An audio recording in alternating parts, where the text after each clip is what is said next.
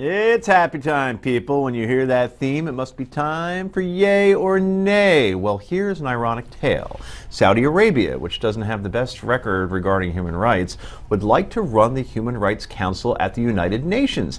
If you remember, just a few days ago, Saudi Arabia was advertising for an executioner that would carry out, well, executions based on Islamic law. Good idea to have Saudi Arabia on the Human Rights Council, Mr. Unger.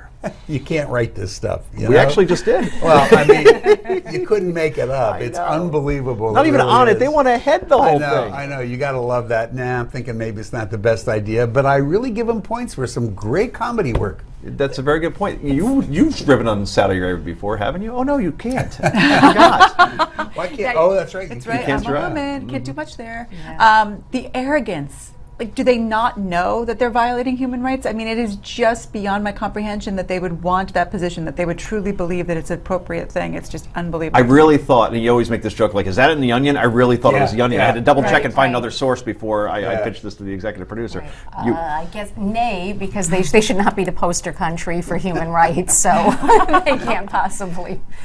Let's move on. Michael Brown, the young man who was shot by police in Ferguson, Missouri, is getting a permanent paid memorial paid for by taxpayers of the city. Here's a look at what they did. We have a picture.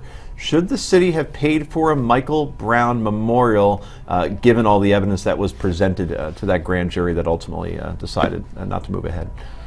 I Lisa. did not realize that the city was paying for it. Yeah. So that makes a difference. I now have to readjust. I was surprised. I thought that it was a privately paid. Yes, Nope. which would be different. Given that fact that this police officer was exonerated, I'm not sure that the city should be paying for it. No, we've always said that story turned into something that it really wasn't. The facts did not sustain what the tale that it became with the hands up, don't shoot and everything, and this is just another symbol of that. I'm a little confused. I'd almost like to go back and see the plaque because I read. Put it back up, boys. It said, I would like the memory of Michael. So who wrote that? That's not something a city would write. No. This is something personal. So I really wonder about whether the city did pay for that. It's just a personal message, so I don't get it. We will have our crack staff in the control room look up exactly who wrote the epitaph and hopefully have an answer for you by the end of this segment and show, for that matter. The View on ABC has problems. The one-time juggernaut created by Barbara Walters that owned daytime TV is sinking very fast. Vanity Fair reporting today the show is in a fight for survival. Rosie Perez hadn't been there for a month, just returned recently, according to Rick Unger, who has the inside scoop or just watches the show every day. Rosie O'Donnell quit the show altogether. Ratings are at their lowest ever. So can The View, which has been on for nearly 2 decades, survive without adding Heather Hansen to its panel? Rick Unger. It depends what ABC has in pilot and in reserve. If they got something, it could be in trouble. If they got nothing, it'll be back. Okay. There's so many other shows like that on now. The Talk is doing very, very well, and it depends on the chemistry of the group. Yeah. So they've got to get together a much better group to make it work. Lisa, are panel shows where people sit around the table and talk about stuff dying?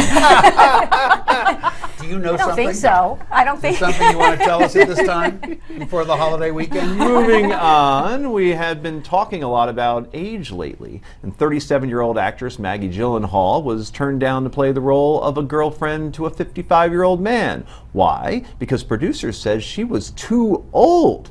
Because she was too old. Maggie told TheWrap.com, there are things that are really disappointing about being an actress in Hollywood that would surprise me all the time, she told The Wrap. I'm 37 and I was told recently I was too old to play the lover of a man who is 55. Is it not believable that a 50-something man would find a 30-something-year-old woman who was too old for him besides a guy who's named George Clooney? Mr. Unger. I've never tried to explain my past. I don't get that either. It doesn't make a lot of sense. It does make me think that a producer didn't want to tell her the real reason and kind of fake She's an outstanding I actress. Think so. No, it's society. It's just, and it's getting better, I think. But they would never put an older woman unless the movie was about that. She's 37 with a 55-year-old. I think she's a different looking kind of 37. Like Jennifer Aniston's 45 and looks, they probably 30. do it. Ageism is still a huge problem in Hollywood. I mean, we see this all the way. I think if you speak with a number of actresses, over 40, they'll tell you the same thing. Panel, thank you very much. Enjoy your Memorial Day weekend. Stay tuned for Newsmax Prime with J.D. Hayworth. Good night, everybody.